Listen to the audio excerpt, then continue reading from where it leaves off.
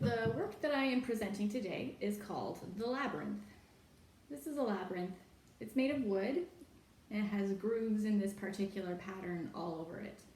Now I have my labyrinth on my piece shelf in my classroom, and I don't know if I've talked much about my piece shelf, but a piece shelf is actually a really special area where a child, if they're starting to feel a little bit antsy, if they're starting to feel a little bit upset, is a place where they can go and calm down. It's a work full of activities that are designed to make them concentrate on something outside of themselves, so that they can either take a deep breath if they need to, or they can kind of like concentrate on something very specific to hopefully help them kind of bring themselves back, to center them. So with the labyrinth, I have them take their fingers, we start at the bottom, and we go follow the grooves around and around, around.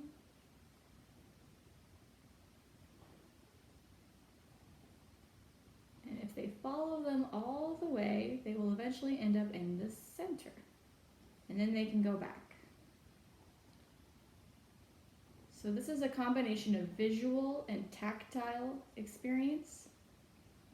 These experiences combine to help the child kind of concentrate on something outside of themselves and to become more centered, especially if they're becoming very upset. And then when you reach the end of the labyrinth, you feel very calm. Now you can make your own labyrinth at home. You don't have to have a really super fancy one. It can be something as simple as this, a swirl on a piece of paper. And again, it would just be the same thing. You take your fingers, follow the swirl around.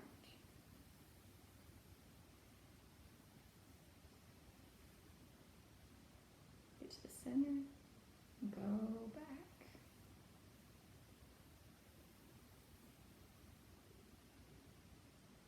Now, a fun extension of the labyrinth work, especially if you're doing it like this, is you can put something on the line.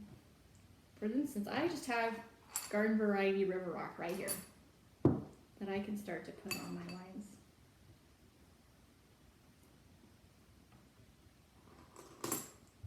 This helps develop concentration, and it's actually really satisfying, especially when you fill up the whole space with rock.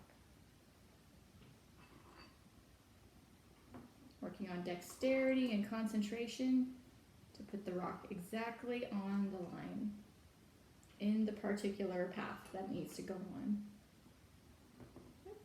Following all the way around. And I don't know if you'll notice, but generally I start at the top and I like to work my way left to right, top to bottom, left to right. So that's why I started up there.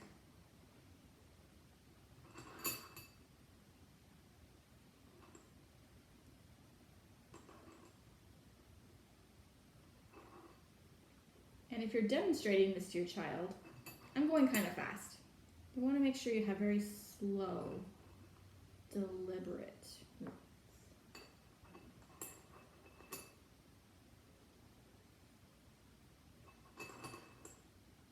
But I'm going kind of fast because you guys don't want to watch me put rocks on lines forever.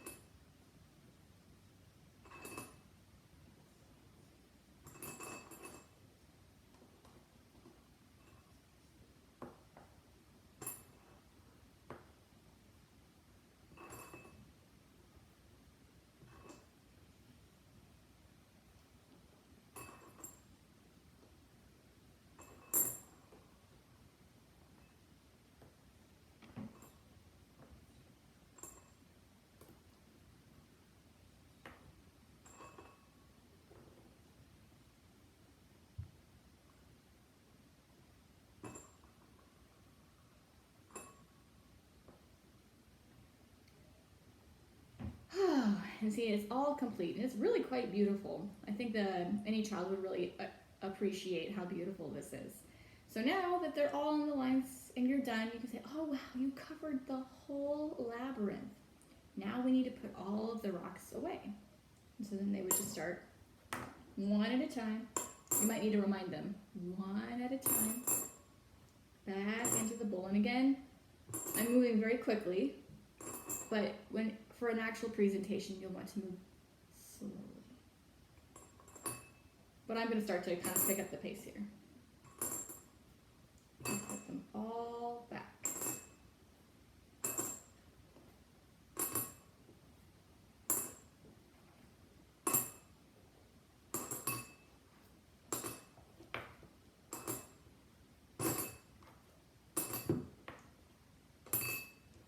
Don't let them cheat. Don't let them put back more than one at a time. Remember that Montessori work is not about end result, it's about process. It's about sequence. It's important that they put every single rock back one at a time.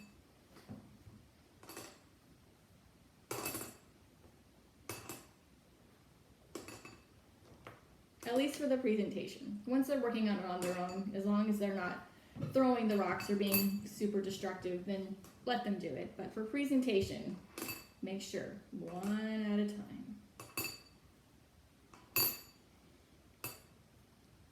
Whew. Now they're all back, and that's the labyrinth. Thank you so much for watching. Hopefully I'll see everyone again soon. Stay healthy. Goodbye.